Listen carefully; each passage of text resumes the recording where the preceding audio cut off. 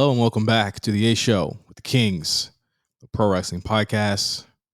I am Justin, here with Meelz once again. 10-11, man. 10-11. We're here. Or 12. I tend to depends when you listen to it. Nonetheless, You can't give away when we record. That's just something you I can't do. think people just generally know when we record. I don't even think it's much of a secret anymore. However, I got nothing. How have you been? Good. We're firmly in October, and I feel like the end of the year is when my schedule actually just goes crazy, and I'm That's for nonstop me until right now. until mid-November. Everything's crazy for me. Everything's crazy for me until probably mid-November. For reasons you know, but I don't want the general public to know. But for reasons that you would probably guess. You'd be like, oh yeah, that makes sense. But I mean everything's cool. What am I trying to I feel like I did something new over the past number of days. Oh, I tried an espresso. There we go. This is very mundane. Espresso or espresso? Espresso. What's the difference? Oh, an espresso is like a machine that makes coffee. No, I tried. I've been in Starbucks quite a bit, as of late, as of Working? I work there. Well, I work there. I do other stuff there. I do a lot of actually like brainstorming for A Show stuff there as well. And they have this. It's Starbucks has these seasonal drinks. They have their like apple crumb oat milk matcha thingy, and I'm not a big I don't drink coffee at all. I don't drink coffee. I just wake up on the vibes and have that run through my day. So I don't actually need any boost or anything of the rather. So I don't drink coffee. But they had something and I tasted it for the first time and it was terrible. So I'm like, fuck, this is why I never have coffee ever. Are you a coffee person? Yay, nay, a? I'm getting better at the coffee stuff. I like really sweet coffee though. Like I like it to be like I need the caramel all in that shit. You don't like it like strong black? Nah, that ain't me. I like maybe just like how people be like, oh, you You like ordering fuzzy drinks. You like fuzzy drinks. You ordering a female drink. I'm like, yeah, I guess I'm cream on that and sprinkle some of that shit on it too. I would imagine that like women probably drink stronger coffee than I do. So I'm sure. Listen, I'm sure a lot of people drink stronger coffee than we do. Oh, actually, you know what we had? We had a discussion on soda in the Discord earlier this morning. What is your favorite soda? Even though we're not supposed to be drinking it actively, what is your favorite soda? I like a Tahitian treat. What the fuck is that? Tahitian treat. You don't know what a Tahitian treat is? They're about to kill you out here, bro. Like it's like imagine Hawaiian punch but carbonated. I've never seen this ever in my life. Wait, is this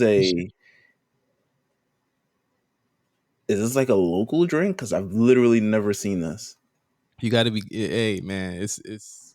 I thought you would have it in like I'm pretty sure a bodega around you has a Tahitian treat. I gotta look out for it because I've never seen this in my life. You said it's Hawaiian punch, but in soda form. That sounds way more dangerous than any normal soda. Tahitian treat definitely sounds like Hawaiian punch, but like the off-brand version. But it's the carbonated. It's real shit. Also, another thing. This might be going way too country, and way too old. Knee high. Are you pop? Are you a pop guy? No, soda. Okay, all right. I saw people throwing pop in the Discord. I was like, all right, come on now. Yeah, I'm good on that pop shit. And this ain't that pop shit, that rock shit. Let us know if it's soda or pop in the comments and stuff like that. Let us know. Is it where's the regional like things lie for soda and pop? Because I've never known ever since pop around me. It's always that Midwest is pop, right? I've never like when I first heard people saying pop, I was like, well, I know like in cartoons they call it was pop on the bottle, but they never called it that. Yeah, because they would localize it because it's for real niggas. But have you ever been to the Midwest? I guess that would determine whether you've ever heard pop before because I've never heard it in my life. But I've also Midwest. What states have you been to, Meelz? Pennsylvania, Florida. Huh. What else? Pennsylvania, I don't count that. That's like up Yeah, the street from me. I was really gonna say New Jersey too, which was not very countable No, as well. see, I've been to Florida. There you go. that I need you to go to the Midwest. All right, we're in the Midwest. Please, Go to go ahead. go to Chicago. Go to Ohio. Try something. Go to Go to. Chicago. There's some people there that may want. There's some people in Chicago They may or don't may want shit. not want at their front door. They don't want shit, man. But here's my thing, man. I don't know. I'm not gonna like completely talk about this because it has nothing to do with me, and I hope that like the people No, it involved. has nothing. No, it has nothing to do with us. But we do support our friends at Black Wrestling and the BRP 50. I think it's still a great list. Shout out to it's Cal's birthday as we're recording this, so shout out to Cal. Oh, the cow. I love cow. Here's my thing, man. It don't matter if they speak up about it. Like we family, we're gonna speak up about it regardless. Like Absolutely. some people are gonna be upset. Obviously, we're talking about this Swerve interview that happened. Swerve interview on Say Less with Kaz and Low. One of the most peculiar interviews I've ever had the displeasure of listening to, and this isn't because of Kaz or Low Key or anybody on that, because they did try to like kind of push back on a lot of the bullshit that he was saying on there, but Use general logic, you mean? Yes, they absolutely did. yeah, absolutely, no, for sure. And I think we reach a point where it's just like our community starts to get as toxic as literally like any part of the community. Like I feel like we're the smallest community in Black wrestling. We're definitely the smallest community, but have like the most BS. And then for someone who actually is on TV and could be, shining a light on a Black wrestling, he chose to kind of further divide it. I think that there was some And to be comments said. And to be honest with you, a lot of the stuff that Black Wrestling's about, especially this BRP 50 list, shined a light on him to provide, maybe put him on the radar. I mean, granted, his own work and stuff like that, but it puts him on the radar with other Black wrestling fans who want to support Black wrestlers and puts them possibly in spaces where they could also be popping and grow and people can support them and stuff like that. We are the Black wrestling community is very die-hard group. But I feel like sometimes you gotta know, and I think you said this on Twitter, all skin folks ain't your kinfolk. No, for sure. I mean, that's what we kind of live by. That's what I know. I mean, that ain't a saying just to say it. No, not It at all. it was it was legitimately him saying, calling them clout chasers. I don't see how. That's my thing. Like, I don't believe in nobody playing on my name, especially in a public forum. What? Especially when Clout I do chasers? Come on. like what? For it to be like, there was a part where he said like, name 11 albums better than Illmatic. I said gladly. Like what? What are you talking about? That also, you're not Illmatic. Not even close, bro. like Maybe Nostradamus. Man, he is self-titled Jaquan. The album. You might be Nappy Roots' first album. From the Ruta to the Tuta, you might be. You certainly dress like a member of that group. I don't even think from the Ruta. I think that's gosh, what's the other one? The other rural rap group. Sick of being lonely. Nappy Roots? No, who did Sick of Being Lonely? It had to be Nappy Roots, right? No, it wasn't Nappy Roots. It was. Well, he looked like a Nappy Root. Yes, he definitely looks like a Nappy Root. Listen, Field Mob. There you go. Field Mob. Field Mob. Yes, Field Mob. He looks like a Field Mob as well. My thing is this. There is a I don't want us to get into an issue or a platform where it's like I'm bringing more Black people into this than you are, because at the end of the day, these companies are owned by white people. So anyone bringing in the culture is going to be the owners of this thing that are allowing it to happen. Let's just Right. be completely honest. You know what I'm saying? Absolutely. I worked in corporate long enough to know that when you see these initiatives with black people in it, it's because they were tested and they were proven and they were marketed and stuff like that. So bringing in Fabulous on your man's deal, if he wanted to tell your black ass no, he would have done that, and you would have been okay. You would have had to be okay with it. Talk about clout Also, chasing. talk about clout chasing. All the most random group of niggas in the world.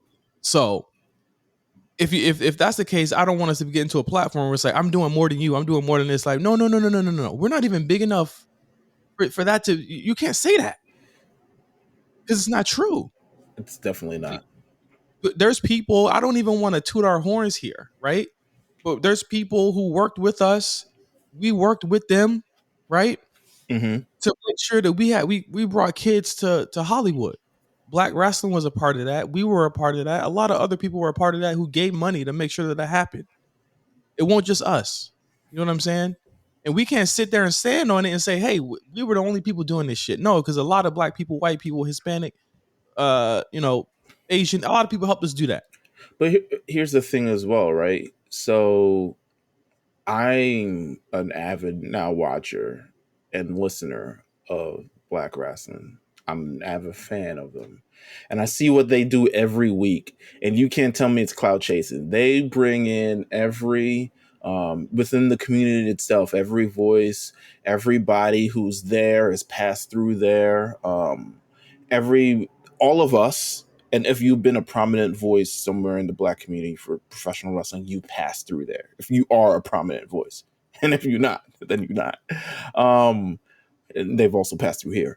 But to me, that was just like, all right, that's corny. Like, that's corny. And the fact he's standing 10 times down on it make it seem. I watched that clip. I was like, man. Anyway, like that's legitimately my response. Is like, I'm not here to hear this man talk. About nothing, something he clearly didn't even look into, note about. I urge people to, it would probably be better if there's a diplomatic way to go about this. But I feel like in this kind of situation, you gotta be, I would be like, yo, this is my work. We've done very hard on it. And like pretty much fuck you. Like, Don't shit on it, my nigga. Like, yeah. let's just have it. Like, here's my thing. No one's saying he gotta agree with where he at on the list, but it's also like you don't agree where you're on the list. Like, but like He ain't talking about that PWI list, where I'm sure he not number 19. I'm sure there's again, about 400 niggas over him. or on the other lists. You know what I'm saying? Which And my has thing, no, or whatever, fucking.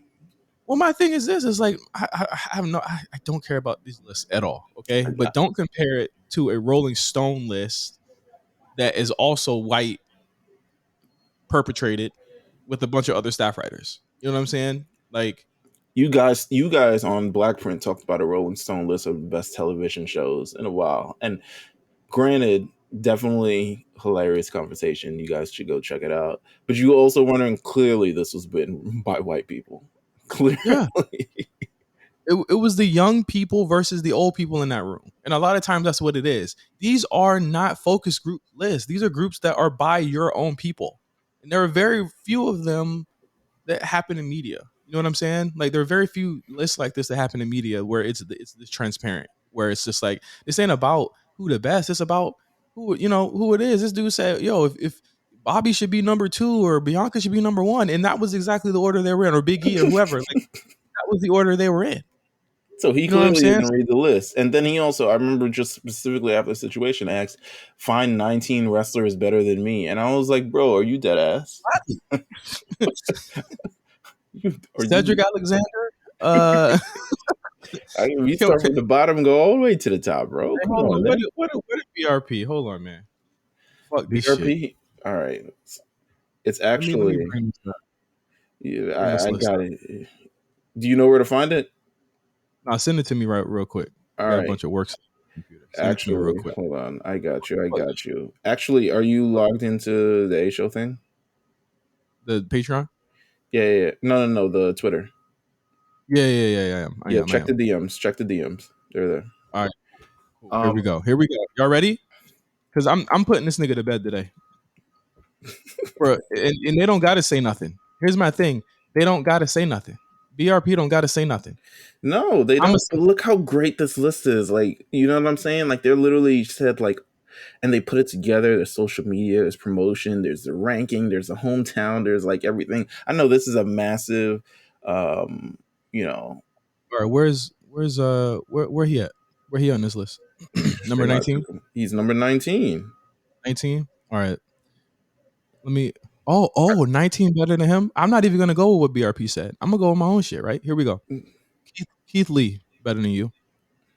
I'm not gonna say Jay Lethal. I'm not gonna say Rich Homie Swan either. But I'm gonna say Wesley better than you. Dress better than you too. Who up here? Who up here? Who else up here?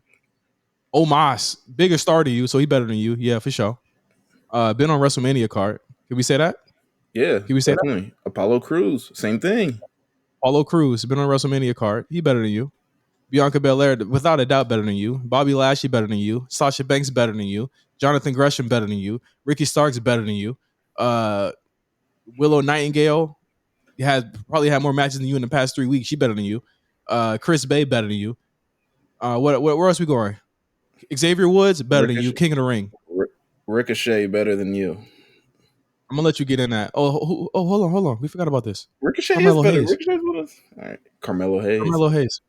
Hey, hold on. Shh. Carmelo Hayes better than you.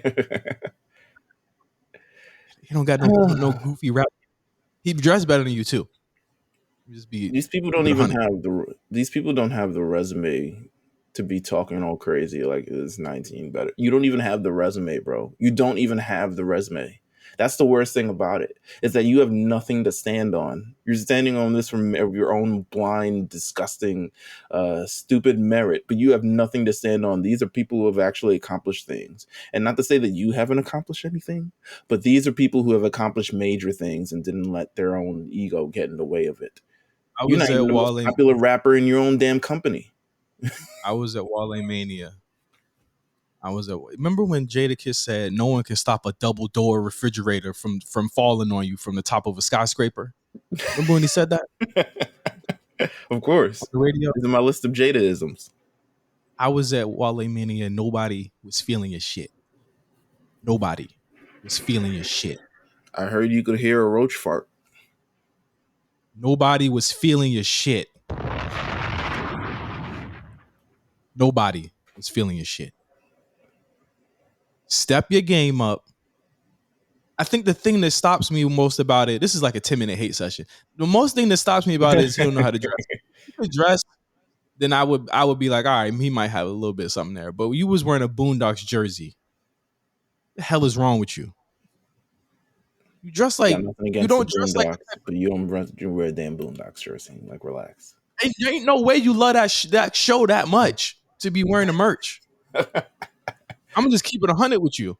It ain't been on air in about 10 years. Ain't no way you love that show that much. You dress like a Bama.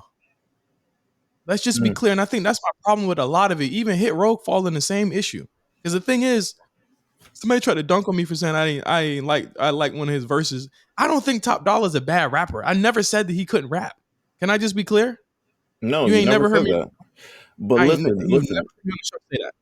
listen though. No, they're not bad rappers. I don't even think they're bad wrestlers or anything. But the thing is, when they immediately appeared on SmackDown and said "fit check," the entire timeline lost their minds. And I think you had the best analysis of it by saying it looked like they pulled their clothes out of a white box that said hip hop. Rapper clothes. Rapper clothes. That's what the fuck it looked like. My issue is this. I would love for the black wrestlers that are talking about. Look, I've come up in this culture. I've done work in this culture, as have you, Meelz. We've done work in this culture. We know what it's like to stay up to date. We watch and listen to these rappers all the time. I ain't saying you got to dress like real Boston Richie. I ain't saying that. I ain't saying you got to dress like a Future. I know y'all ain't making that type of money. But at the end of the day, a lot of these like the thing that makes me like cringe about the urban quote unquote urban rapper gimmick in wrestling is that they don't represent what I look like. You know what I'm saying? They don't look like how my homies dress. You feel me? Like what if they was to walk down? You know how like sometimes people wear like the street clothes, right? What if he was to walk down in some Carrots Crocs and like a whole type? I'd be like, okay, I believe that. That's believable. That's what somebody that looks like in LA or New York would be dressing like, right?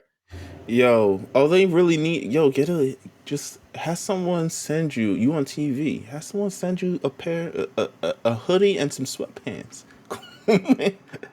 Like a good pair. Like, come on, man. Like, collaborate with these people, man. How you gonna be hanging out, standing next to Fab and can't dress? You know what I'm saying? It is. If Fab can't dress, Listen, he's from Brooklyn. I'm not gonna slander Fab. All right. Oh boy. I'm sorry. I just can't. Get you. Somebody gonna come get you. I can't slander Fab. I can't slander him that deep. Somebody gonna see about you. All right. Okay, cool. I know breathe word for word, top to bottom. You know what I'm saying? Before we go to Patreon real quick, I got some history to talk about. Draft Diaries drop, secret drop, special drop. It's out on Patreon. First episode, Meelz and myself talking about Jay-Z's 2002. Why I feel like the Blueprint 2 is one of the most emotional, vindictive albums that have ever come out in hip hop. And the schism. That was the best part of the episode, to be honest with you. I know there's like an hour left after that part, but it was great talking about it. If you were to take a break after that part, I would understand. Because there's just so much truth being dropped. If you're a real Jay-Z fan, you might not want to listen to that shit. You can't handle that. Or Jay-Z, you might not be one to listen to. I mean, he done destroyed half the history behind all that shit. So like, you can't even find it. I bet you try to look for those radio interviews. You couldn't find them. You absolutely cannot. I feel like just in general, it's an interesting take on the ego of a professional rapper or any entertainer, to be honest with you. It's definitely an interesting take. It ends up being, I wish we kind of did it with the Stone Cold Steve Austin episode, which is actually coming up next week. So maybe you want to subscribe to the Patreon as well. Because it shows a lot about the ego of someone in entertainment or anyone who considers themselves an artist and how they can see themselves, especially compared to others. So I would implore everyone with $5. You're going to get a fire first episode. I'm gonna get a second episode. And you'll get on video too, so it is what it is. It's out now. You're gonna get a fire second episode too, because Justin is also on the second episode, also with A+. And we're talking in terms of actual Draft Diaries or stuff. We're talking about the exit of Stone Cold Steve Austin. It's very timely, a very timely thing. 20 years later, it's almost like we're seeing it again. What's the update on Naomi and Sasha? Like, they coming back or like? Let's get into it in No Holds Barred. But first, let's go to Patreon. All right, we're back. I'm trying to get Meelz on the WCW bandwagon. It's not gonna happen, but it probably will. I don't know. If you guys really want to see it enough, it probably will happen. If I do indeed do 1999, chances are it will happen. But let's see. What do we got in No Holds Barred this week, my friend? Got a lot. We got a lot that happened. Let's start off with CM Punk, who I just mentioned on Patreon that I saw over the weekend. You pressed him. That's exactly what we talked about on Patreon. Also pressed him about, Absolutely. So how'd you? There was an Ariel Helwani interview last week with Tony Khan. I don't know if you caught it. I caught about 30 minutes of it and I had to tap out. I didn't watch it because y'all all tapped out. Yeah, I tapped out. It definitely was. It was a struggle of trying to get anything out of him. Which is weird because he usually says stuff without even warranting. Without being asked.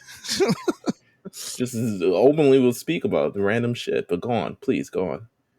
So one thing Tony does slip up on, other than not answering anything about what happened to the EVPs and CM Punk, is that he said that he have specific people working in office jobs like Chris Jericho, Bryan Danielson, John Moxley, and then or not working in office, and then you have people who were working in office like the EVPs and CM Punk, and he lets that slip, and we're just kind of like, whoa, what the fuck?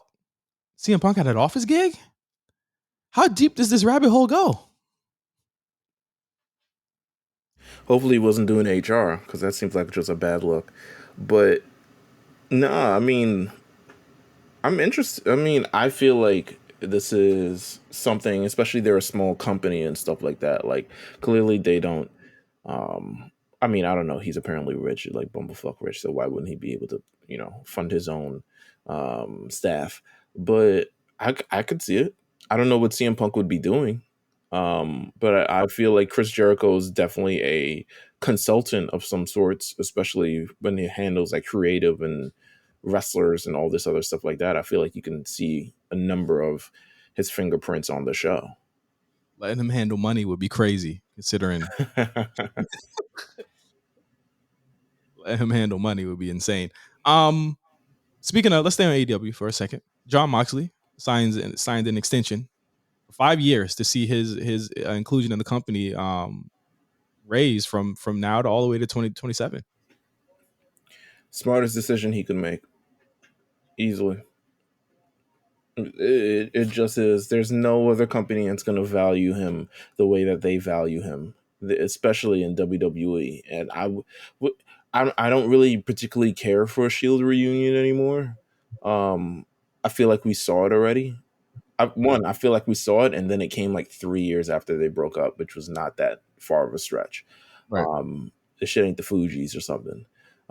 So I don't actually need a Shield reunion, but I think he did ultimately what's best for him. This is someone who, I mean, from what it sounds like, he's like, I'm a trainer now. I was like, did you just get more responsibilities and to go along with this? I feel like that's not good negotiating. But no, I think it's a great look for him.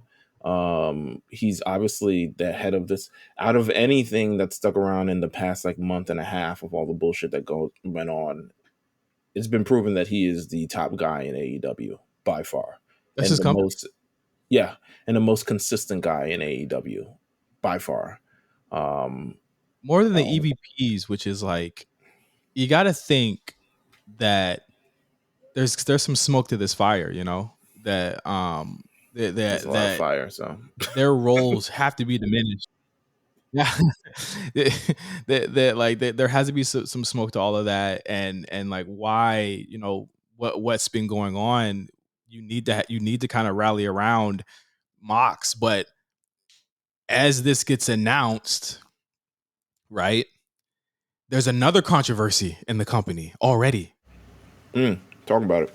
And that is between Andrade and Sammy Guevara, which kind of came to a head. And I know that the War Report talked about it last week, but I mean, this literally happened in between us mentioning it, and then it happened literally hours after, where they reportedly got into a scuffle. A lot of things have been said online. Andrade ended up not being on the show. I would have to imagine he's probably suspended, right? Because he hasn't even been mentioned in any matches or anything coming up in AEW in the next week. I would imagine that you'd be suspended for hitting someone backstage. I would imagine in this climate that AEW's in, where people are openly hitting each other and then telling us about it, that he would be suspended for hitting someone backstage. He's a. But here's the thing: I feel like this was what could this have been avoided? I think that's the biggest question. Could this have been avoided? Yes, it could have been avoided. You know how? Don't let them come in the same building. Don't let them appear, or if they do appear, make sure that you know when Andrade is going to get there, and that you know when Sammy's going to get there, and they both come in your office immediately. Right. And you both sit down, and y'all both have a conversation, and y'all say, "Yo, we ain't doing this. If you're doing this, I'm finding you. I'm suspending you. Whatever. And we'll figure out a punishment for this Twitter shit later." Andrade said, "But will you fire me?" And he was just like, nah.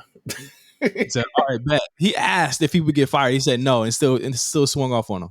Come on. Hey, man, come on. Listen, you got job security and get to punch somebody in the face. The dream. No, we will not fire you and reward you for your terrible actions is exactly what Tony Khan said in his brain. No, we're not going to reward you for hitting him in the face. No, I'm not going to let you swing off on my people and then and then go off to the other company like the hero you are. Should they fire him, Mills? Do you think he should fire him? No, I don't think they should fire him. I think to be honest with you, these are a lot of things that happen backstage as well. I think it's just whether we hear about it or whether we don't hear about it, these are situations that you get through. Not everyone's going to like their coworkers, and then you're going to have pieces of shit who like to talk shit and then can't pop shit. But I do think just in general, these are things that happen backstage. So it's not like it's completely foreign for the wrestling company and people have been suspended for it. I don't think he should get fired for it. I don't think he's done anything to warrant getting fired for it. I think Sammy Guevara should also have some sort of be reprimanded for inciting this as He got well online. he was actually way more profane than Yeah, Andrade was. It was way way more more profane and inciting it. And the only reason why it happened is because he got on Twitter and tweeted all the things out. Some of the same thing that happened with Eddie Kingston, where he decided he wanted to drop a story to, Sean Ross Sapp about his side of the story. I generally do feel like in these situations, he should be reprimanded. And it doesn't seem like he's being reprimanded at all because he was in the main event of the show and he won. So he was the one who was the pinning for the deciding factor in all of this. So it yeah. doesn't look like he's being reprimanded in any instance of this. And at what point does Tony realize that the common denominator for all these problems is him? And what does he get? I mean, he's still got a slap on the wrist for the Sasha Banks stuff. Like I have no clue how they're gonna kind of navigate this as this gets bigger, because I don't think this is gonna be the last time Sammy pisses somebody off and potentially gets punched in the face. Well, Yeah, listen, I'm sure CM Punk was off, so they didn't have anyone handling the HR or whatever. Bro, to Sammy, stand up for your fucking self. Why do you keep getting beat up? Hey man, he a kid. He's grown men. Is all I got to say about that. But nah, I don't think he should stand up for himself. He should shut the fuck up. I think he should. I think he should talk less, in fact. I don't think he should stand up for himself. I think he should talk less. I think he should worry about everything that's happening inside of a circle, worry about that stuff. Yes, Andrade brought it up in an interview, but I don't even think that response was warranted. I think any other adult would have been like, yo, step to me over here. Like, we're workers. I'm going to see you on Wednesday. So it's not like I'm not going to see you. But the fact you took it to the internet means you wanted to make a show out of it. And I think that's the immature part about this entire situation. And that ass got the show. He got the whole show. The whole fucking show. Whole fucking show. He got the whole thing. AEW is going to be in Toronto this week. Okay. First time ever. Yeah. So have fun watching that. Only Lorcan. Now the challenge is back this week, so I'm actually... Oh, fuck. It might be cooked, huh? Yeah. Challenge is back this week. They got all the heavy hitters on. I'm tuned in. I'm locked in on Wednesday. Sorry. What's the challenge going to do when like CT is like, yeah, I'm too beat up. I'm old, bro. I mean, I think that was this season. I think CT was filming a movie or something along those lines. I don't know. But that's a discussion. That's a long discussion for another podcast that I would love to do again. I'm down. I'm gonna start watching it, bro. I'm down. All right. Whatever. All right. Let me see. Is there any more AEW news?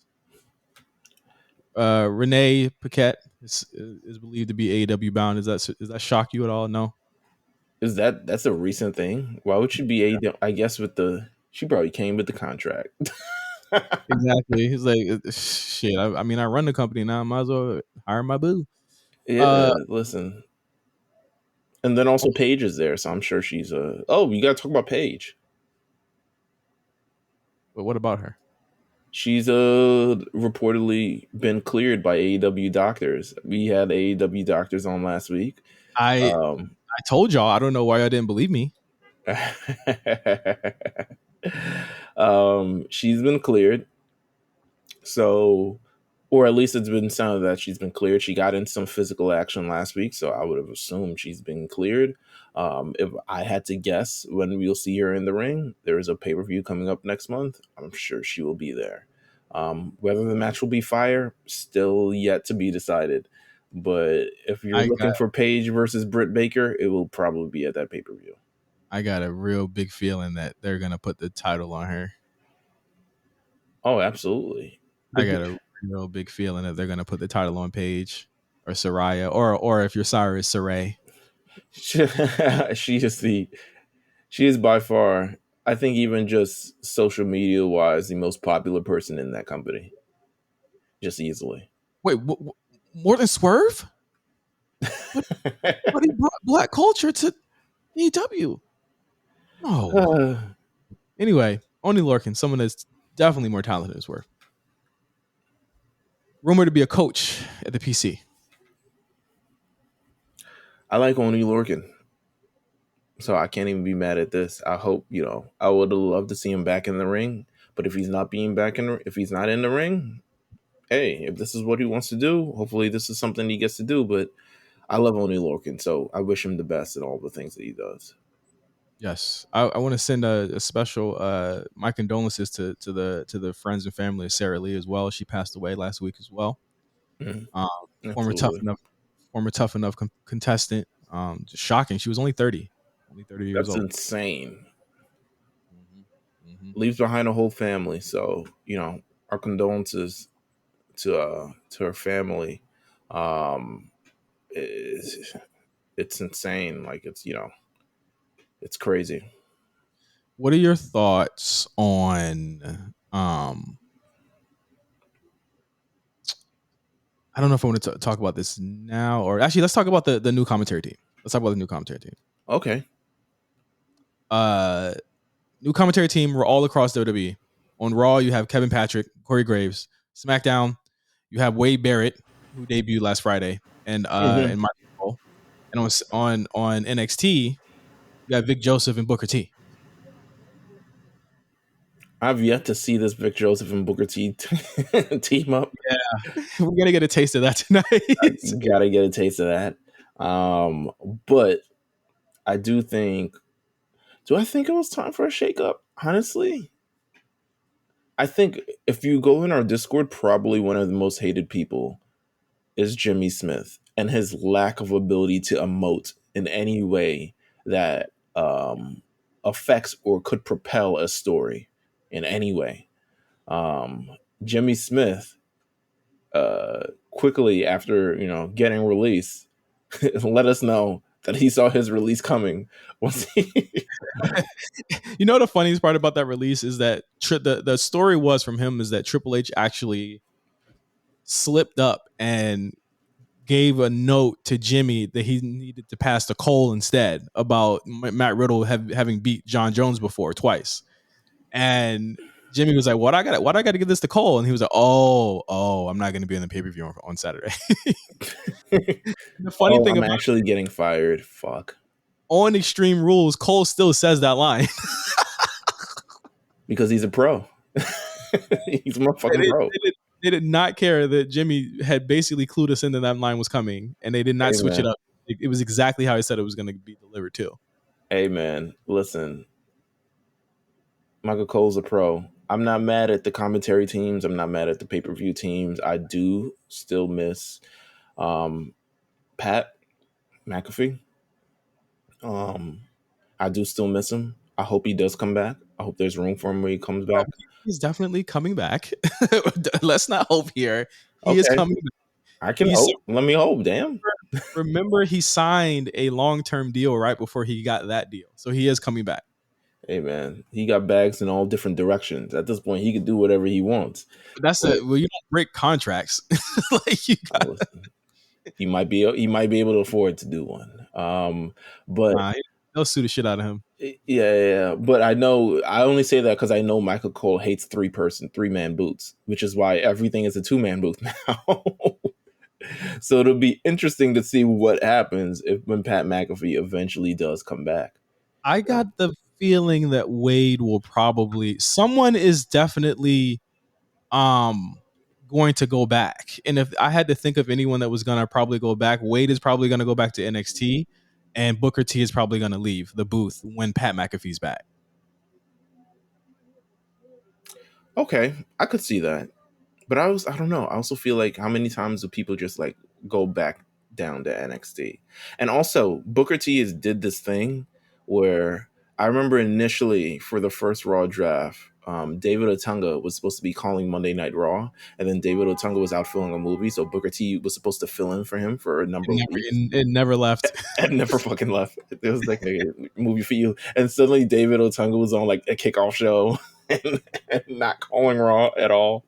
So that was fun. So I don't think Booker T will be able to give up his seat that easily. He's got all his kids there. He's got his Roxannes and his Chris Williams and all those other people. That's a good ass point too. Yeah, that is a good point. I have I had no complaints with Wade. I thought he really helped deliver up like potent quotes on the NXT talent that showed up or that was already on the show on SmackDown. I thought he did great. I thought, and again, Cole's such a pro. He can work well with anyone. But I like Wade. Wade was still his NXT self, and that's what I enjoy. He seemed very natural. And on Monday, I'm not gonna lie. I really thought KP did a good job. I think KP is kind of like a real Michael Cole student. And by that I mean they all are. but I mean like a real like he sounded basically like Michael Cole but Irish. You know what I'm saying? Don't like they all do? Like, no. Rich Brennan, Tom Phillips, everybody, all of them have butted off of Michael Cole. All these weird. Hold on, they learned from him. But my point was, he took that to a point where it sounded like Vic don't completely sound like Michael Cole when he's plugging things and he's taking you to commercial and shit like that. Like there was even moments where I was like, yo, that nigga didn't know the name of the move, and he did just what Michael Cole did and just called it like a maneuver.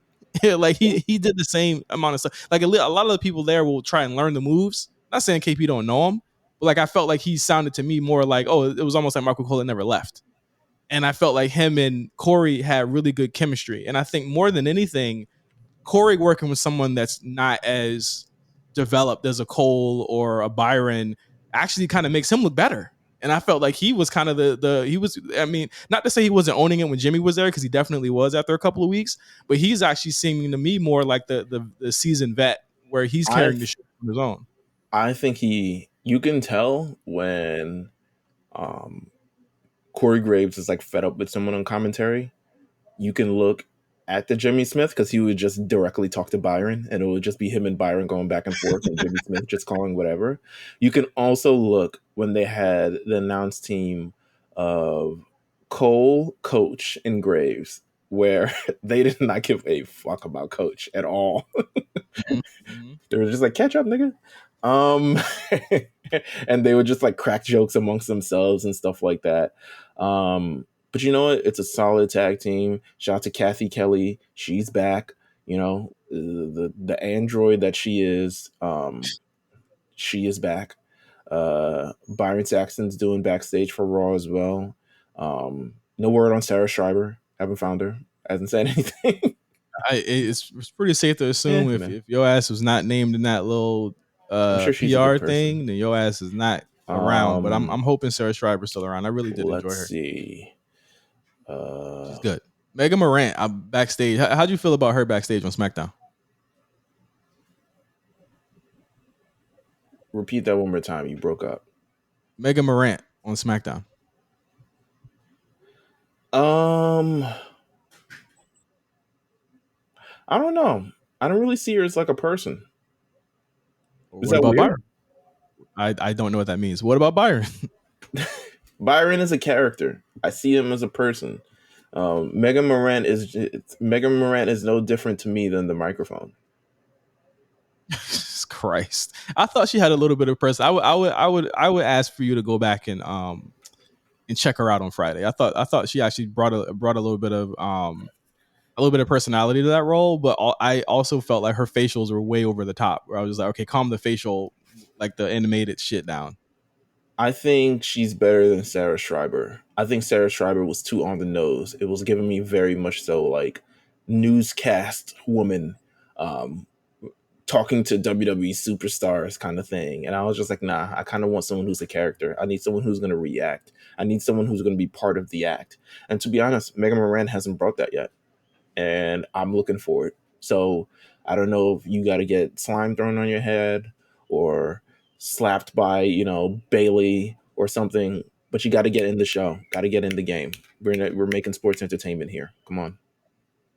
Okay, talking like you're her boss. What the hell?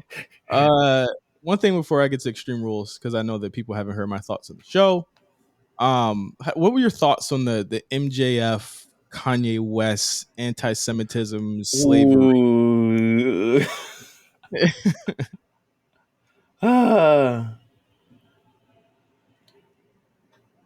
I'm surprised he said it. So, in case anyone doesn't know, Kanye recently, I mean, he's off his meds clearly again.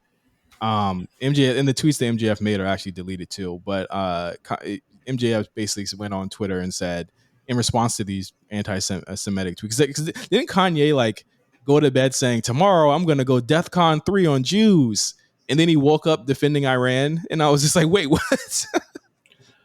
Or defending Israel? I can't follow this. I have not followed him actively since like 2018 or 19, because I can't keep up with all the things. Clearly, he has a lot of mental health issues that need to be addressed, and I think he needs someone. I think he has enough money where he can cut off anybody who's maybe trying to offer that kind of help, Yeah. because he doesn't have to necessarily depend on anyone for any kind of sustenance or depend on them for anything. But I do think he has a very, very, very, very, very serious mental health problem. And that's all I'll say about that, because I have not followed him. I don't support most of the things that he says. I think he talks like a heretic from time to time. I think, yeah, he needs to, definitely needs some help. And the comment that he made, it's very rare that you hear professional wrestlers talking about things similar like that, especially like religion. Um, I mean, being Jewish, I mean, their being experience. Jewish, yeah, being Jewish and their experience. I guess because there's very few, very few Jewish people in professional wrestling. Um, Besides Paul Heyman, I mean, they got Bill Goldberg, so they already got the strongest man on earth. Yeah. But yeah, it's very rare you hear people kind of talk about that. Well, he got online, and he basically said Kanye calling Jewish people horrifying doesn't shock me. What shocks me is how little we as a society talk about anti-Semitism. To put things in perspective, slavery was very recent, and the flight of POC is still rampant. End of slavery, 1865. End of Holocaust, 1945. And I said, ooh. He could have, if he wanted to maintain this point, he could have avoided actually using slavery. That's what just I would never have said. that's never a good argument to make. I know No, he was never. trying to cover his ass by basically saying, "Oh no, wait." People of color are We still got a going through top their own two. thing. Yeah, but again, we don't want to you never want to trauma shit. You know what I'm saying? Trauma compare or compare traumas. You know what I'm saying? Like Right. that just never goes well. So it was just I just want to know what you thought about it. I know a lot of people got on him about it. I feel like it was one of those situations where it was like, yeah, I feel like your heart was in the right place, but what a weird time for you to break kayfabe and do that after all of the insane things you've said in character. Like this is what breaks your character is doing this. Like I've heard you say some wild shit before. That's funny. Anyway, Extreme Rules was last Saturday. You guys had a Spaces for it. How'd that go? Spaces went well. We kept it to a 4-man booth for the most part. It ended up feeling like um, NBA on TNT for whatever reason. Erne. Me, Dion, Max, Sid. Shout out to everyone who showed up and listened to us speak about Extreme Rules, which to me was a pay per view that it was okay. In my opinion, it was just like strongly okay. Nothing um, besides the opening match and maybe the second act in Finn Balor and Edge. Nothing really wowed me or pushed me in any direction. Oh, I guess the ladder match too. Yeah, the ladder match was cool. I thought it was like a solid 7. I think that there was definitely like the middle portion of it that was kind of like, yeah, it's kind of dragging for me a bit. I watched it also in sections during the day, so like I couldn't actually watch it all at once. So I watched it during sections, so I was able to kind of have my thoughts congeal over time. Mm-hmm. Obviously, the opening match is insane. One of the best opening matches of the year to me. And that's just following up on the main event. Like these guys are working. Like Sheamus and Gunther were working over the weekend. But I really thought that the Liv and Ronda match. I think your mileage may vary on it, but I actually quite enjoyed it. I thought that it did feel like a fight in a lot of ways. It wasn't crisp, but like I thought that even getting up to like the finish, I thought worked really well in terms of like Liv did everything she could, and she couldn't stop her. You know, I thought that was a really good story to tell, and I thought she looked good even in a loss there. I would have Um, to watch that match again because I did not think it was the best mesh of styles. And I think Liv Morgan, in a sense, working a little bit out of her element, if I can maybe say that. she got to try. You know what I'm saying? No, Like no, no. Of course, she got to try, but it's definitely like working out of her element, and it showed. I think that's a little bit more of what it said. Things got a little. It was very aggressive, but it wasn't like I don't know. It felt like a couple things were missing. I love the ending though. The ending was pretty cool. the ending was good. I thought that I've seen mixed things about the strap match. I think strap matches are extremely, and I said this last week, they're extremely hard to book, especially if you're not using the ring post rule because you lose a lot of that drama. I thought that Carrie needed that win for sure. I don't think it was going to convert anyone that wasn't already on the on board with him already, which is probably like 10 people. But I think that it was effective in showing that okay, he's able to not look like a goof for a whole fucking 10 minutes. I know a lot of people were upset about the mace thing. They were like, what? Someone said, like, if you had the mace, why did you wait 10 minutes to use it? And I was like, wasn't he in danger of losing the match? So why would I don't get it. I don't get why Scarlett would have to use it unless he was in danger, unless she was confident enough in him to. But I was like, that was just a minor nitpick I saw. I was just like, that was just such a weird thing to be upset I about. think I think this match. All right, so I'll definitely from the live experience. Shout out to Donnie, who was front row wearing our shirt at the show. So shout out to Donnie. You can follow him at Donnie Fails. Who was front row, and he was just like, yeah, people weren't into the Karrion Kross Drew McIntyre match at all. Like, and I could see it. I mean, it's very clear to me. It'll probably run better as a SmackDown main event at some point. He's got work to do because you got to remember his character was just so much beaten into the ground. Um, I I I get the concern for Drew, but I also get that like what is he what if not having that if he's not going to have the title then what's he going to do? And I think Drew, I think KO, I think Seth, especially Seth, are really more than anyone casualties of this long Roman run because if there was a title involved there'd be more heat, there'd be more reason for you to care about it, you know. And right now there just isn't many reasons for people to care about this program and they need to make someone care about it. But I didn't hate the match, but it was just firmly I to me, you know. It wasn't Yeah, like it the was worst strong. I've ever seen. It was a strong Yeah, eye, you know, strong and eye, I strong eye.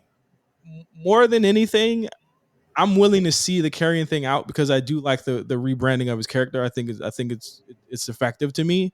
But if the matches aren't hitting, then you know I got to call a spade a spade. You know what I'm saying? Right, And right, say right, right.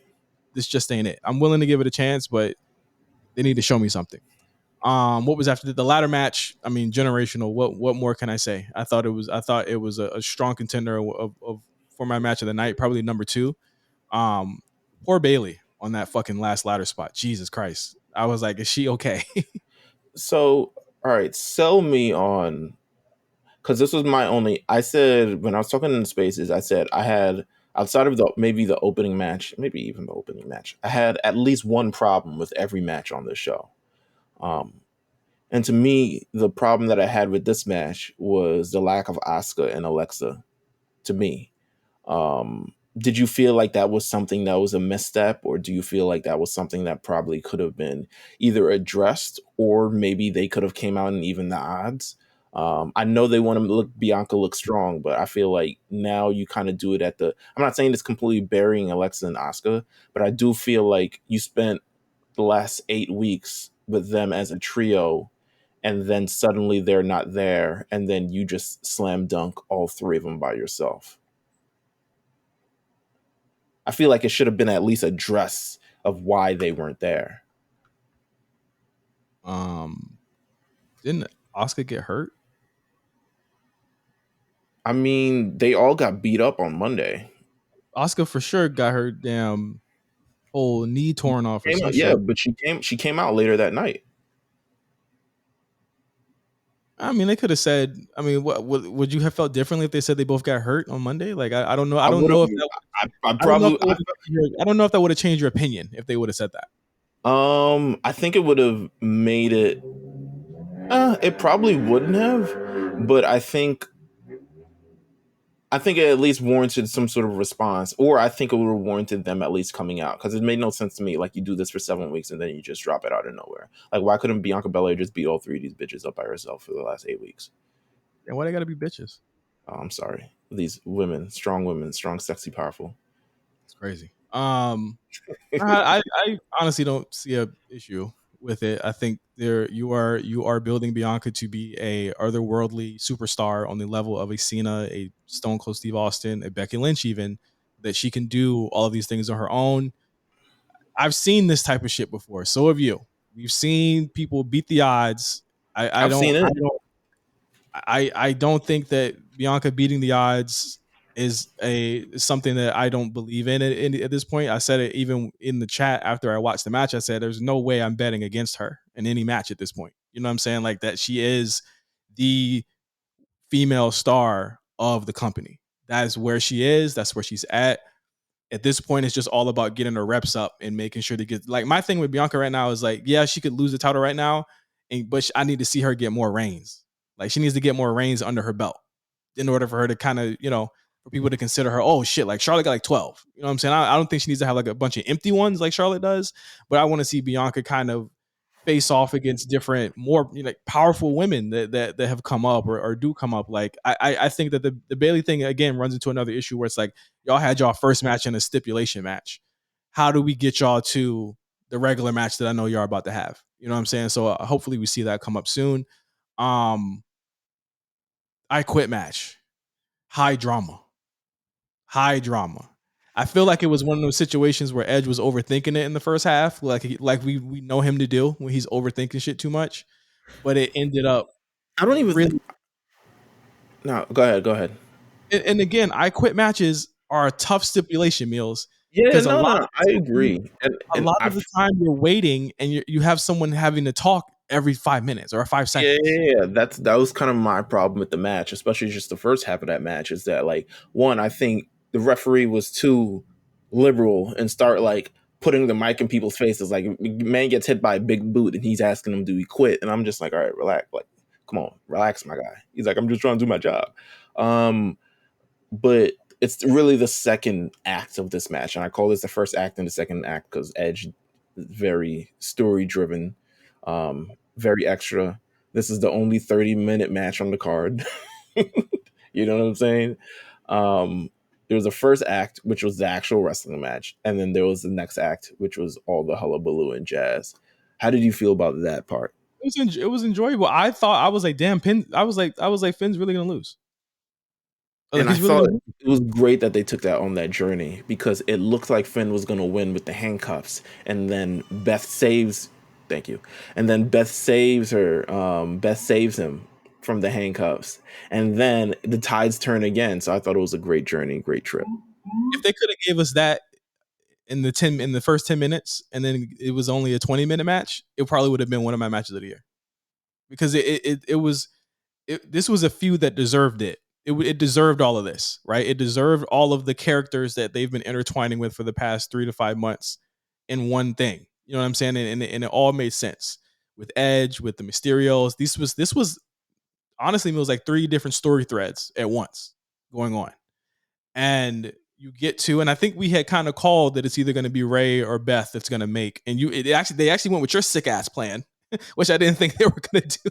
Hey man, when you got it, baby. Come on. They went with your sick ass plan. I thought it was going to be Ray, but it makes sense that it would be Beth. I just didn't think that they would fly her out for that. But Let you him know, beat up Ray. Come on. they use Beth to do that. Edge finally said, and then again, it was that point. He says it in the promo. There's no way you can physically make me say I quit. Judgment Day did it, and they did it mentally, emotionally. They made him emotionally and mentally quit, and I thought that was effective for that crew. I looked at this as kind of like their coming out party, and I said this last week. I said they need this win.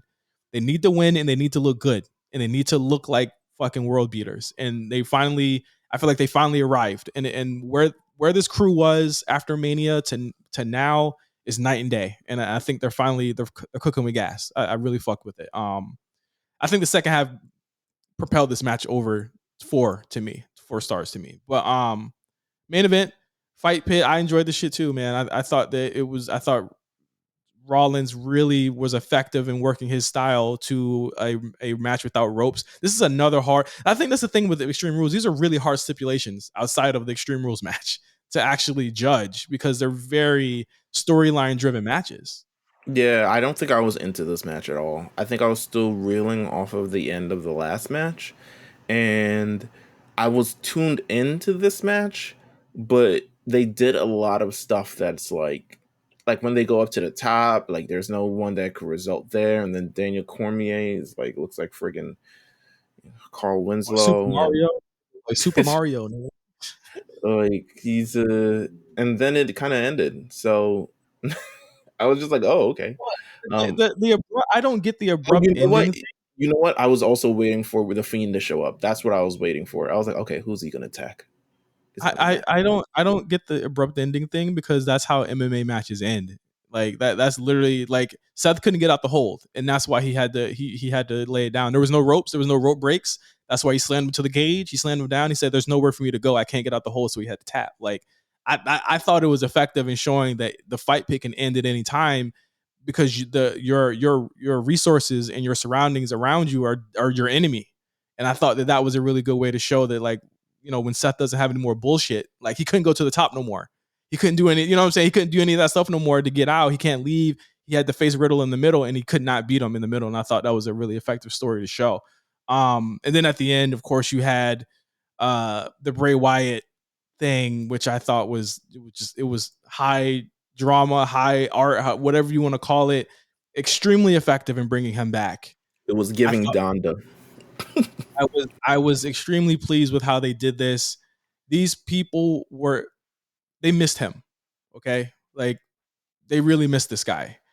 And I really hope that they know what to do this time with him. Triple H said it to Ariel Helwani a couple of weeks ago. He said that, Bray is a genius. You just have to know how to cultivate that genius. You have to know how to position the weapon of his own mind, because he gets too wrapped up in his own head. I thought this was concise to me, showing all of the different eras of Bray Wyatt and basically just wiping them clean. It's over. All those characters are done with. I thought that him coming out with the lantern, still blowing like, we don't know what the character is right now. We have no clue what it is. It's probably some concoction he made up in his mind. That bell got a ring, Meelz, and I'm wondering what they're going to do when that happens. Raw or SmackDown? He's going to be on SmackDown. That's nasty. Okay. I mean, well, you know what? Fair. He can't take up as much real estate on SmackDown as he does on Raw. And there's going to be weeks where Roman's not there. So Yeah, You got yeah. two surefire guys that can Got bring Sami in Zayn, ratings. baby. We don't need no damn Bray Wyatt. Okay, shut the hell up. Like that's still Roman. That's still Roman. You have time to do that. My thing is that we've seen heel Bray Wyatt so much. If they're going back to that, I am almost immediately not interested in what they're gonna be doing. However, what could they position him as in SmackDown? That's a show that already has a bunch of spooky niggas. We're already seeing the Hey, Vikings are on the way back. hey, you got to remember what season we're in. Okay, we're in Saudi season. Mm-hmm. We're in Saudi season. Let that be your guide of who this man will face in 1 month, less than a month at this point, at the Crown Jewel pay per view. He getting his lick back against Goldberg. That'll be hot. Yeah, that'll be fire. Let me see. I'll look it up. Let's see who's on SmackDown. Ugh, I hope it's not Braun. Please, God, don't let it be Braun. Do rosters even matter anymore? Like at this point? Yes, they matter. I don't know why people keep saying rosters don't matter. Yes, they matter. All right, all right. No one is hopping shows and just like, okay, I'm on this show now. No one's Hey, doing that. hey, man. I see a lot of Sami Zayn. Just you ain't got no title. What you Because doing on he's this show? he's with a group that's allowed to float. You ain't got no title. What you doing, baby? He's with a group that is allowed to float. There is very loose rules on specific people because they have all the titles or because they have a title that allows them to float. This All is right, man. this So you don't got to these get hot. You don't got to get are hot. these not again because I had this conversation again on the in the chat. Are these not the rules that they have established clearly right here? They've been sticking to the rules. Now, granted, they could all blow it up tomorrow, and if that, in that case, I'll eat crow for that. But they have established that if you're with a group that's allowed to float, they pretty much let you go wherever you want to go. All right. Then how about this? Explain this then, genius. All right. Last Friday on SmackDown, we saw the debut of a brand new group on SmackDown, and they had a brand new girl featured to the group. Was previously on Raw. Grant, I don't care about the other thing. This is just a segue. Who was previously on Raw, but now is on SmackDown. Legado del Fantasma makes their debut on SmackDown. Hey man, when you're injured, you get to come back wherever you want to go. Charlotte's gonna be like, listen, I'm good. I'm good in any hood. It'll all be explained. I hope this girl is not in Chick-fil-A. Sorry, my niece just texted me. I need $10. I was like, you better be getting more stuff from me. Um, all right, so that we had a couple things on SmackDown, so it just is what it is. Legado del Fantasma on SmackDown. No, that was kind of it. I mean, I guess the Intercontinental title match. That's my niece screaming in the background if you hear her. Yeah, she too is also mad. Very very hot about people going from show to show. All right, well, Um, let's go to maybe Raw. Let's go to Raw. well, no, SmackDown. Hey. I mean, What where happened on where where SmackDown? where are we landing on the IC title match? How'd you feel about it? Oh, it was fantastic. Yeah, you want to skip past The, that? Like, the tap thing should be a bigger thing. I'm The sure it tap. will be.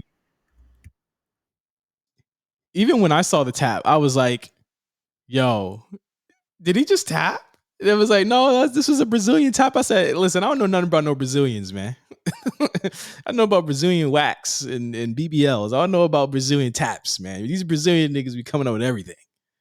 But I thought but again, it was a great match that showed Gunther get desperate because Sheamus came as close. He came closer than he had ever come to actually beating him for the IC title, and he had to actually resort to nefarious means in order to get that title back. But um, I don't know if it was as good as the first one, but it was still in terms of just the quality of every other match in the company. It's definitely it'll probably end up being in a top 10 somewhere because it was just great. The only thing that fucks it up, of course, is with anything the commercial breaks. As always, fucks these matches up for me. Like it's hard to rate these matches with the commercial breaks for me. I Uh, mean, yeah. Nah, you're right. You're right. Commercial breaks, they take me out of it every single time. If you in the ring when the commercial goes on and when I come back, you out the ring and the nigga hurt, I'm like, all right, man, what happened? Like, I don't know what's going on. It's almost like I jump forward in time and I miss out on everything. But Legado del Fantasma facing off against Hit Row, we've seen this before. I can't think of a better team that can bounce off of them in order to take some losses. I just need for again, Meelz. I just need for the tag title situation to get cleared up. I mean, Vikings are clearly the number one contenders. Am I wrong? The Vikings? They beat the New Day 3 times in a row. Where they at now? One of them got hurt. There's no doubt in my mind. These are the number one contenders. I don't care if they're heel or not. Like, they beat the New Day 3 times in a row. There were no. What was that? I said, hey man, we got a lot of teams on SmackDown, and they beat them all. They beat Lotharios already. They should be MMM. There's no problem with that. Speaking of that, LA Knight is back out of nowhere. Yeah. Yeah. LA Knight said, man, fuck this. This was never my name. I'm LA Knight. Goodbye. It just walked away. Well, listen. Elias is back too. You see how they did that? The beard is back. Maybach Coupe is back. Let the whole world know that Elias is back. But no, the Vikings should get a title shot. Legado should be in that position. Don't just stick them as tag guys, man. Give Santos something. Santos versus Ricochet is gonna go crazy. Okay. Yeah, it will. Oh, you know. Oh, yeah, I see it. I shouldn't have said Ricochet, huh? No. I had Chick-fil-A on my brain. Sorry. This is insane. My niece is a grown person. Okay, Monday Night Raw. Raw. Live from the Barclays Center. Brooklyn. This was Shout out to the wrestling school. Shout out to the wrestling school. They're in there like swimwear. Hey, Meelz, this was a very storyline centric Raw. Very few matches this week. You see how that works? You see what very they few do? matches this week. Okay, I said, oh, Meelz is fucking wet for this one right now. They were making it do what it do, baby. Come on. Had the further kind of storyline with the bloodline and Jay and Sammy. I mean, Riddle, a real one, was saying, I know we had that stipulation, but come on. That's that continuity editor they just hired at WWE. They said, I know we had that storyline, but come on. You know you want to face me for the title. You know, it's in Brooklyn, baby. Come on. So that happens. Main event, that's actually the main event of the show. Jay, clearly listening to Sammy. There's a lot of stuff going there. There's a lot of places they can go with the Jay and Sammy and Jimmy thing. Jimmy is fucking hilarious. Okay. He is the funniest. I know people love Sammy, but Jimmy is hilarious. Like when Sammy says Jimmy's cool and he has like this shit-eating grin, like, yeah, I'm cool. Hey, man. Did the handshake, people pop for it? Listen. Oh, that was man. a great opening segment. Listen, if you're gonna waste 25 minutes of my time, it better be entertaining. I'll tell you that. All right. You had listen, what are they doing, Austin? Austin Theory lose. It's very clear. It's very clear that he's not cashing in anytime soon. He losing crazy, losing a lot. I think he's lost like half of his matches in SummerSlam. That's fine, but find something for him to do. The thing is you know what? There's no threat of him actually cashing in right now. I mean, I guess he could do it in Saudi Arabia. I guess. Highly doubt it. But he just, to me, if he gets the title at this point, I'm like, I don't know what the fuck y'all are doing. Like he has to get a shorter reign than Liv if he gets the title here. Yeah, more than likely. Like I said, Liv got the 90-day special, the Money in the Bank 90-day special. It never fails. It's always 90 days. Anyway, Johnny Gargano defeats Austin Theory. I thought it was solid. I think Johnny's starting to get his legs under him. He was moving a little slow, but hopefully he starts to get back to his form. I did not know he wasn't really like wrestling like that. He wasn't doing nothing when he was off. So hopefully he gets his legs back under him. Judgment Day segment. Rey Mysterio's out there. He beats Chad Gable. Dominic comes out, hit me, makes Ray cry. Get the fuck out of here, Ray. Goodbye. Judgment Day comes out. AJ Styles comes out. Street And Bear when you Finn, by the way. and when you know it, the Good Brothers are back. WWE. That was nasty. I didn't like that. AJ's gonna make sure he's gonna make sure his boys eat, bro. I get it, but also that's nasty. I ain't really care for them, to be honest with you. I didn't at all. It is what it is. Hey man, I don't really got a problem with Carl Anderson, but Gallows is the absolute shits. Like he is absolutely terrible. They both I'm sure they're I don't even know if I guess maybe they're nice people, but I don't know. Something about them is just like it don't sit right with me. I don't know. Yeah, They're not terrible. And I also feel like when they left, they did nothing to kind of like raise their stock or they cosplayed Kevin Nash and Scott Hall for like 2 years. And then came back. And they came back. See, this is what I'm talking about. Oh, we never coming back. Oh, blah, blah, blah, never coming back. Blah, blah, blah. Podcast. Blah, blah, blah. And then come back for the bag. Like, y'all as chums again, you know? Whatever. Get the bag, man. I can't. I'm not mad at it. I don't want to see them in no tag matches. Well, this is all for like the 6-man Donnybrook matches, which I think that like they're really good at. I just don't know when this storyline is over what their need is. You know what I'm saying? Like, here's my thing. This is so overlapping with the Rey Mysterio storyline. So if they do a 6-man tag with Judgment Day, what does Rey Mysterio do? I would imagine that singles match is coming sooner than later. So I think we'll have an answer for that. Yeah, I'm sure it's definitely probably at Crown Jewel or something that is coming. But I don't know. It's just weird. They're like integrate, and then Edge isn't finished with Judgment Day neither. So what happens there? You know what I'm saying? Like it's they're like seamlessly thinking all these feuds, and then like it works from week to week. But also in the grand scheme of things, it's like, okay, like, so what are we really like? What are we ending? You just beat up this man's wife. So like, how are we getting there? I do not see the problem with Judgment Day having multiple avenues and multiple feuds. Nah, I'm not saying that it's necessarily a problem. I'm just saying like it's confusing because it's like, okay, where do we go? All right, is it an Edge feud or is it a Rey Mysterio feud or is it there's an Edge feud that has been primarily maybe Damian and Finn. And well, actually, no, all three of them. Fuck, it's all three of them. They kicked them in the balls. Yeah, remember that? That's fine. They can have an Edge feud. They have beef with everyone on the roster. That's how you set up an effective heel group, where it's like there's no one that could come out and be a surprise as to why they don't like the Judgment Day. No, they've been beefing with all the baby faces. So I think that if you have all of them, there's nothing wrong with them having a blow off with Edge, winning that, or losing that, having a blow off with AJ in the club, winning that, and then the Rey Mysterio thing that's handled by Dominic. I think that there's very clear avenues they could go if they choose to go there. But in terms of you got to remember, Meelz, this is a show that does not have a title. It does not have a world title right now, so they have to fill that time with feuds. Oh, that's fine. I understand that. I understand this completely. I understand the logistics of it, of why you would do it. I'm just saying for story purposes, it's a little bit all over the place. I think it could, be focused in a way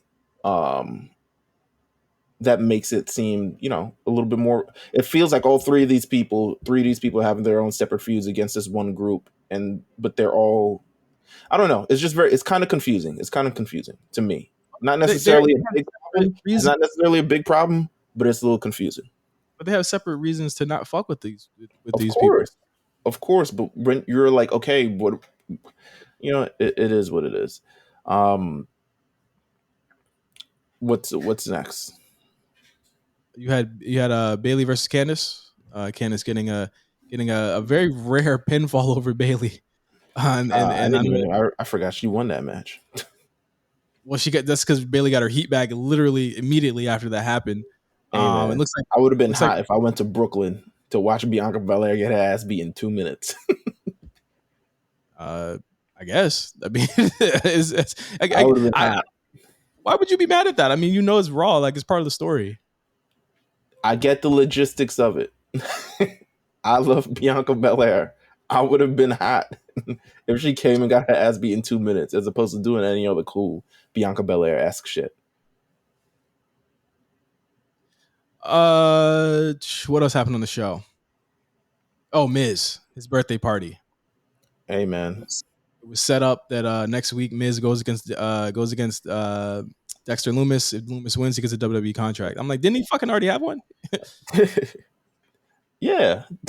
You want to talk about something that doesn't make sense week to week? It's this. I feel like Road Dogg suddenly making a match out of nowhere to me didn't make sense. I was like, nigga, who are you? Like, I guess so. This I think, judging by the crowd response, it's clear that they're ready for something new in this feud. Because I don't think this birthday bash went the way that they anticipated for it to go. Nor It was do a I bit feel more muted than his usual stuff, and that's because he's facing off against an act that nobody knows anything about. right. But I also feel like we're building up for what? Like, at the end of the day, I love Dexter Lumis. He's very much so more character driven. But we're building up to this in-ring debut, and I'm like, y'all seen Dexter Lumis in the ring, right? It's like he's not like great, but he's not bad. He ain't a lyrical miracle, no, not at all. Nah, he's not a lyrical miracle at all. So I can't even say I'm looking forward to this match because I don't even know what it's gonna be. To be honest, I'm sensing that Ciampa will probably return here. I don't think he gets an easy path to the contract here. Okay, that would be nice. Ciampa's been out for a minute. I'm sure he'll be back soon. And I think after that, it was like pretty much the DX stuff. DX stuff was. No. You gotta talk about Big B's. You know, Ooh, Big Brock, Big Bobby. Oh my God, duh. Big Bags. Come on, Big Bags, Big Brock, Big Bobby. That was like the biggest story in there. So Bobby Lashley comes out for his match against Seth Rollins. Brock Lesnar comes out, F5s Bobby Lashley like 3 times, puts him in the Kimura arm lock, and basically breaks his arm. Seth Rollins then comes out and says, "You're a disgrace to your fucking country." They proceed to have like a 3-minute match in which Seth Rollins wins the United States title, his first title in over 900 days. Good for him, showing you can last long without a championship. And still be high. That's from COVID all the way to like to now. Listen, still on top. You know what I'm saying? And the last title he won was a tag team championship with Buddy fucking Murphy. So, you know, he's making it work wherever. It was good to see Seth win. Bobby versus Brock is going to be interesting. This isn't the first time ever. They had it at Royal Rumble, right? Royal Rumble. Yeah, I mean, niggas. I've seen people in our own Discord ask for this, and I have never been to. There are 2 Bobby feuds that I'm not like super enthused to see. One of them is a Roman feud because they both have like the same finisher, so it's just like it's like a weird feud to have. It's like Stone Cold facing off against someone who also uses this like the KO thing worked because he was trying to say he had the better stunner. Right, that he was taking that. He was like, "I'm taking it because I'm taking your shit." Right. The Bobby Roman thing is kind of weird because it's like they both have like the same setups. Like they both kind of work the same kind of power style. I don't think it would work. And while I thought that Bobby Brock originally, I don't know if you remember the match at Royal Rumble, it was fine. I wasn't really clamoring for it to go back to it now. But if you're gonna have a babyface Bobby and kind of a heelish Brock, I guess you could see some things come out of it. But why is Brock a heel now? I don't even know if he's a heel, much less as he's Brock Lesnar. I feel like he's his own thing that's not necessarily heel or face. It's just being Brock Lesnar. And I think this is just a money match that they wanted to have. I think they're both going to be faces going into it. I think Brock Lesnar just kind of wants to even the score. Like, okay, this is one guy who got it over on me and I never got mine back. So we're going to get it back where we can both make the most money. It'll be interesting. This is the first time in a long time You have a Brock feud without a belt. I'm all for it. I'm here for it. I mean, keep him away from Roman. He pretty much can't face off against him ever again. So Is there? Yeah, pretty much. Is there anyone else you would like to see Brock face in this run? Um, I now that want to he's see a not real having a belt. I want to see a real AJ Styles feud. I want to see um there's so many ways he could go. There's so many Riddle? people that Riddle, yeah, Riddle. It could be a Riddle feud that could happen as well. There's so many pathways he could go now that he doesn't have the title. There's You Drew.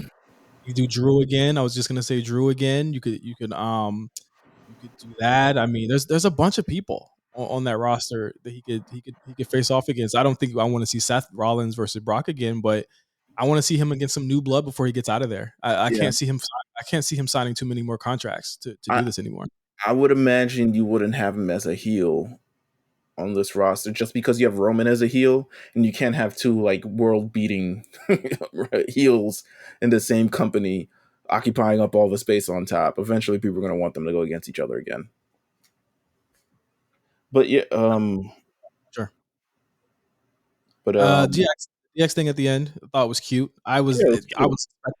I was expecting them to go full Vince and have them fucking steamrolled by Braun Strowman or something, and it never happened. And I said, oh wait a minute, he's not booking these shows anymore. So Yeah, I thought it was very quaint and like not. They came on like 10:52. They all did their entrance and they came off the show. They didn't really spend 20 minutes chuckling it up, making fart jokes and all these other things like that. They or embarrassing other talent, which I thought was really strong too. Like I thought whenever they usually come back, they're usually sunning somebody on Hey TV or man, beating the shit out of them. FTR got their feelings hurt last time that shit happened. Exactly, and they didn't do that this time, and I really appreciated that. Obviously, like a lot of them can't go anymore anyway. I think X Pac could have probably gave somebody a Bronco Buster, but Probably X Pac worth a he owed a Royal Rumble spot at some point. yeah, I guess you're the only person wanting that. But Give him a Royal Rumble spot. but I thought it was cool. I thought Raw was enjoyable. I thought SmackDown was cool too. We got NXT coming up, and we have the return of Bray Wyatt this Friday on SmackDown. So a lot of things going on, and again, I have to say, like this is the most I want to say engaged this company's been in the fall during football season that they've been in years, where they're actually trying to do new stuff and they're putting out new angles. So kudos to them for that. They got to keep the momentum going even when football's there because they kind of take their foot off the gas, Meelz, until around Royal Rumble time. But it looks like they're firmly pushing towards some new wrinkles in their stories. Absolutely, absolutely. Um, So yeah, yeah, I think that's it. I don't got it. I don't got nothing new on Naomi and Sasha. Whenever they come back, they come back. yeah, okay. I mean, there's maybe two more spots they could come back in the next couple of months. And if other than that, I don't know, but we'll see. Make sure you guys listen to and subscribe to, and then listen to the Draft Diaries with Meelz, myself. We're on the first episode. I'm on the second episode too. On the And second episode too. so then it's a super enjoyable show. Really, really, really, really good long form talk about the year 2002 in the first draft. And the new episode of Spot Caller is called Trick or Treat. It's coming out this week as well. When me and Cyrus picked 4 matches that our Discord actually gave to us, and we tried to figure out if there were tricks or treats. So it's a very enjoyable episode. So thank you guys. That's a good concept. I like it. Thank you guys for listening. For Meelz, I'm Justin. See you guys later. Peace.